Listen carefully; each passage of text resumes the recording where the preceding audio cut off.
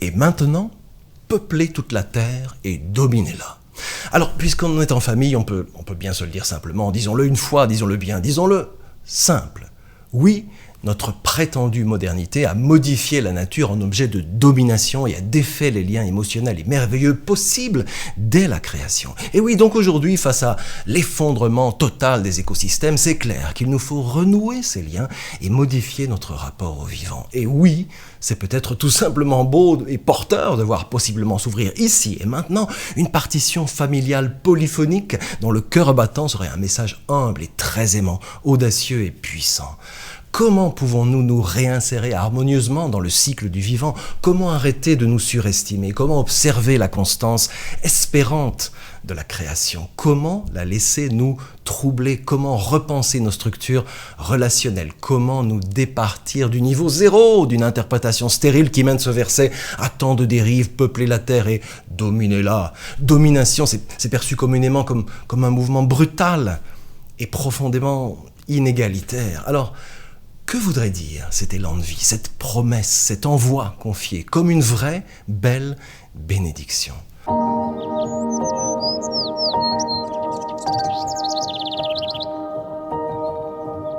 Ce 28e verset du premier chapitre du premier livre du grand livre est troublant. Dieu donne, Dieu bénit, Dieu dit à vous maintenant d'être dans le présent de tout ceci, à vous maintenant d'être fécond, d'être multiple, à vous de remplir, à vous d'explorer, à vous d'embrasser la pleine responsabilité de cette promesse que je vous fais. Alors donc, comment rayonner chacune et chacun maintenant de l'amour de Dieu et de la création? Comment secouer ceux qui ne voient pas le rapport entre la Bible et ce que vivent des millions de créatures impactées par les désastres massacres générés par notre rapport à la nature et à l'organisation dévorante de notre économie? Comment retrouver le chemin de l'alliance? Aujourd'hui, en tant que chrétiens, nous sommes dans un trouble. Ouais, nous vivons un trouble à cause de tout ça. Le sentiment qui vient, c'est « Oh là là, mais qu'est-ce qu'on peut faire pour réparer cette affaire ?» Et comment peut-on faire? Est-ce qu'on peut formuler une réponse? Un dialogue novateur, peut-être un système de valeurs juste et porteur? On peut. L'autre jour, j'ai vu à la télé une pub pour une marque d'outils de jardin. On voyait un type d'âge mûr, blanc, barbu, genre charpenté, donc prétendument rassurant, qui s'avançait vers un pissenlit qui avait poussé là. Il n'avait rien fait, ce pissenlit, mais il semblait avoir vandalisé la lisse pelouse du monsieur. En tout cas, c'est ce que j'ai cru voir dans ses yeux. À tel point que pour lui, le monsieur, la seule solution était de détruire ce pissenlit, de le dissoudre, l'évacuer, l'évanouir. Et c'est ce qu'il a fait.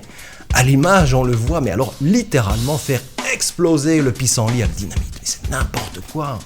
Vraiment. Et c'est là que ça m'est venu. J'ai eu envie de lui dire « Mais ça va pas ou quoi? Mais il est malade, lui. Non, mais tu te rends compte? Un pissenlit, franchement.